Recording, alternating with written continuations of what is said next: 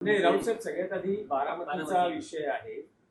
काल तुम्ही म्हणाला होता की सुनेत्रा पवार यांना पाठिंबा देण्याबाबत पक्षात चर्चा सुरू आहे, पण अंतिम निर्णय झालेला नाही. आता काही तास शिल्लक उरलेले आहेत. आता तरी शिवसेना उद्धव बाळासाहेब ठाकरे पक्षाचा काही निर्णय झाला आहे का? हे प्रश्न तुम्ही इतर पक्षांना का विचारत नाही? महाराष्ट्रामध्ये अनेक राजकीय पक्ष आहेत. महाराष्ट्रामध्ये अनेक राजकीय पक्ष आहेत. सुनेत्रा पवार या राज्याच्या डेप्युटी सीएम आहेत. अजितदादांच्या पत्नी आहेत.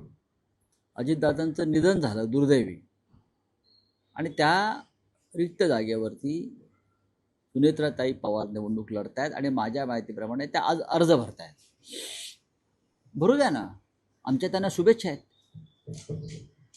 सुनेत्राताई पवारांनी स्वतः शिवसेना पक्षप्रमुख उद्धव ठाकरे यांच्याशी चर्चा केली, त्यांच्या शुभेच्छा घेतल्या. आता आम्ही महाविकास आघाडीमध्ये आहोत. तिकडे काँग्रेसनं उमेदवार उभा केल्याची आमची माहिती आहे. सुनेत्राताई पवार आणि उद्धव ठाकरे यांच्यात जी चर्चा झाली,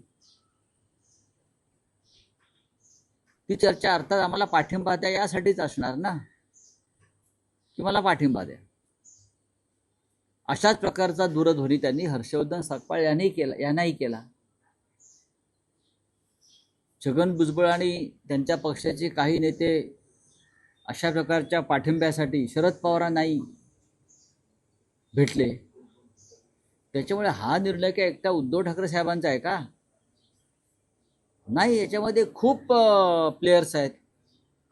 बारामती हा पवारांचाच गड आहे. तिथे काय निकाल लागणार सगळ्यांना माहिती आहे.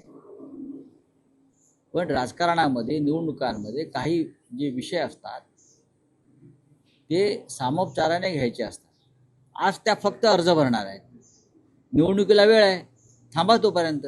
पाठिंबा कोणाला देणार? तुमचा पाठिंबा कोणाला आहे? फडणवीसांनी पाठिंबा मागितलेला आहे सर्व पक्षांना. तुम्हाला तुम्ही सुनेत्रा पवारांना पाठिंबा देणार की काँग्रेसचे उमेदवार? फडणवीस नाही, कशा करता म्हणजे तुम्हाला हवाय म्हणून पाठिंबा द्यायचा का?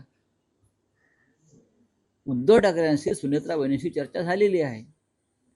आता देवेंद्रजी पाठिंबा मागतायत, त्यांनी नेत्यांशी चर्चा करावी सर्व. दिलाय ना. अहो, आता अर्ज भरणार ना आज, मग अर्ज मागे घ्यायची वेळ येते, अर्जाची छाननी होते.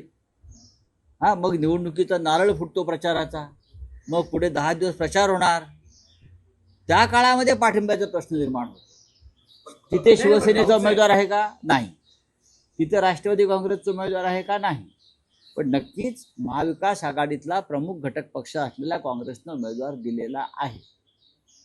काँग्रेसची एक भूमिका आहे सातत्याने की ते शक्यतो बिनविरोध निवडणुका, जो पॅटर्न आहे त्या पॅटर्नला ते विरोध करतात. आणि असाच विरोध देवेंद्र फडणवीस यांनी सुद्धा अनेकदा केलेला आहे. नांदेडला खासदार काँग्रेसचे वसंतराव चव्हाण वारले ताबडतोब हार्ट अटॅकने. ते आले निवडून आणि ते लगेच त्यांचं निधन झालं. तेव्हा आम्ही त्यांना सगळ्यांना विनंती केली होती की बिनविरोध होऊन जाऊ द्या. पण तरीही देवेंद्र फडणवीस आणि त्यांच्या पक्षानं तिकडे उमेदवार दिला आणि अमित शहांपासून अनेक नेते प्रचाराला आले.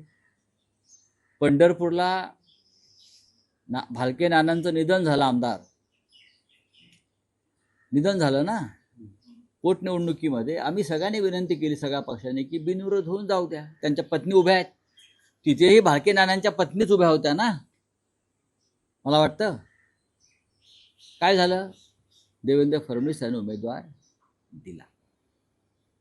अशा अनेक ठिकाणी त्यांनी उमेदवार दिले. पण जेव्हा त्यांची सोय असते किंवा गैरसोय असते तेव्हा ते म्हणतात बिनविरोध होऊ द्या. लक्ष्मण जगतापांचं निधन झालं, त्यांच्या पत्नी अश्विनी जगताप उभ्या राहिल्या. तेव्हा अजित पवार त्यांच्याबरोबर नव्हते. अजित पवारांनी उमेदवार दिला, नाना काटे. 99,000 मतं घेतली. ज्यांना सरकारविरोधी राग आपला काढायचा आहे, व्यक्त करायचं आहे, त्यांच्यासाठी निवडणूक ही एक व्यासपीठ असते. एवढंच मी सांगू.